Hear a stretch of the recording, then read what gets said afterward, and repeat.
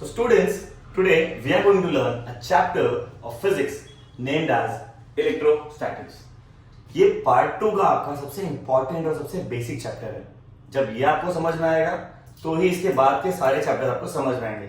So let's start. The word electrostatic, इसको हम लोग दो पार्ट में डिवाइड कर देते हैं. देखो यहां से इलेक्ट्रो अलग करते हैं, स्टैटिक अलग करते हैं. जब मैं बोलूं कि इलेक्ट्रो वर्ड्स आपके माइंड में पहली चीज क्या आ गई, so most of the students will tell me sir electro सुनते हमारे माइंड में आता ये एक इलेक्ट्रॉन. बट जैसा कि हम सबको पता है electron is nothing but a type of charge. अब चार्जेस पे आते हैं, लेकिन ये तो हमारा फर्स्ट टर्म हो गया. इलेक्ट्रो वर्ड से मैंने इंटरप्रेट किया कि भाई चार्ज होता होगा, और स्टैटिक वर्ड का मतलब होता है at rest.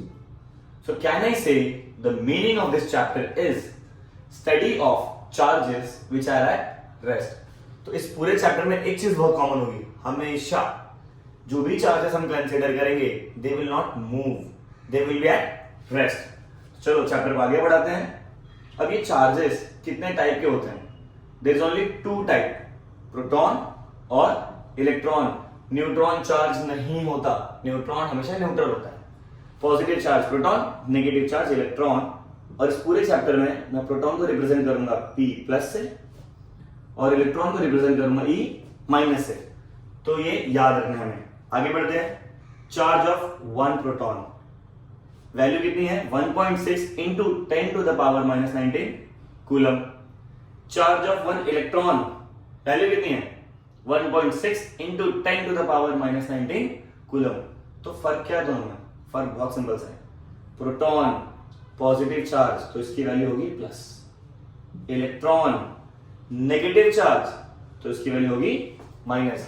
But when you will do the calculations तब आपको वहां पे इलेक्ट्रॉन की वैल्यू 1.6 ही लेना है, माइनस नहीं लेना है. मैग्नीट्यूड ही कंसीडर करेंगे हम लोग व्हाइल डूइंग द न्यूमेरिकल्स. अब आगे बढ़ते हैं, हम सीखेंगे properties of charges. One by one will learn about the properties. तो जो फर्स्ट प्रॉपर्टी है वो हम सबने सीखी है, the basic property that we know. Opposite charges क्या करते हैं? अट्रैक्ट करते हैं.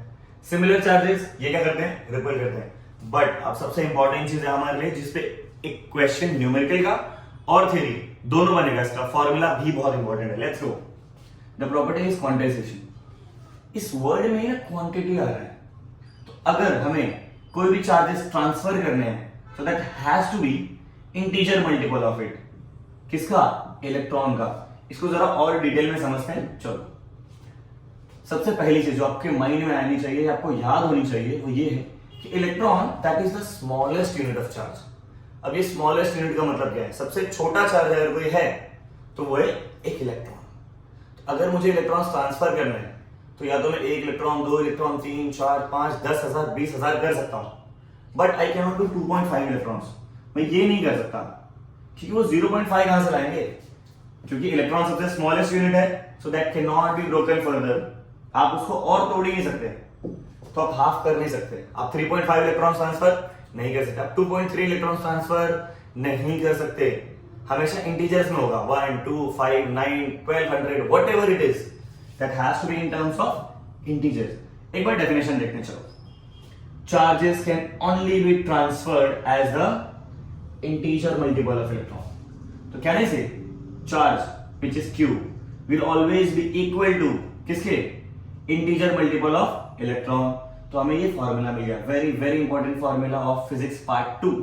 इलेक्ट्रोस्टैटिक का सबसे पहला फॉर्मूला है ये, और बहुत इंपॉर्टेंट फॉर्मूला है ये.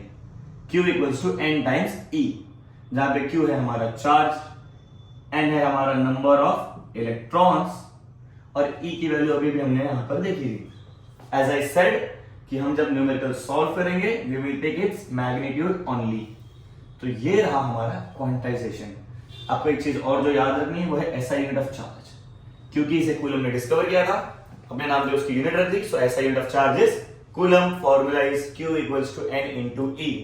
पूरे फिजिक्स में आप कोई भी चैप्टर पढ़ेंगे एक चीज हमेशा याद रखो, व्हाइल एक्सप्लेनिंग एनी टॉपिक या फिर एनी टर्म आपको उसका डेफिनेशन पता होना चाहिए, फॉर्मूला पता होना चाहिए, फॉर्मूला में इन्वॉल्व टर्म्स पता होने चाहिए, और लास्ट में उसका SI यूनिट. ये 4 पॉइंट्स हमें जरूर लिखने हैं. डेफिनेशन, फॉर्मूला, फॉर्मूला में इन्वॉल्व टर्म्स, और लास्ट में उसके SI यूनिट. सो ये हमारा फर्स्ट सेगमेंट है।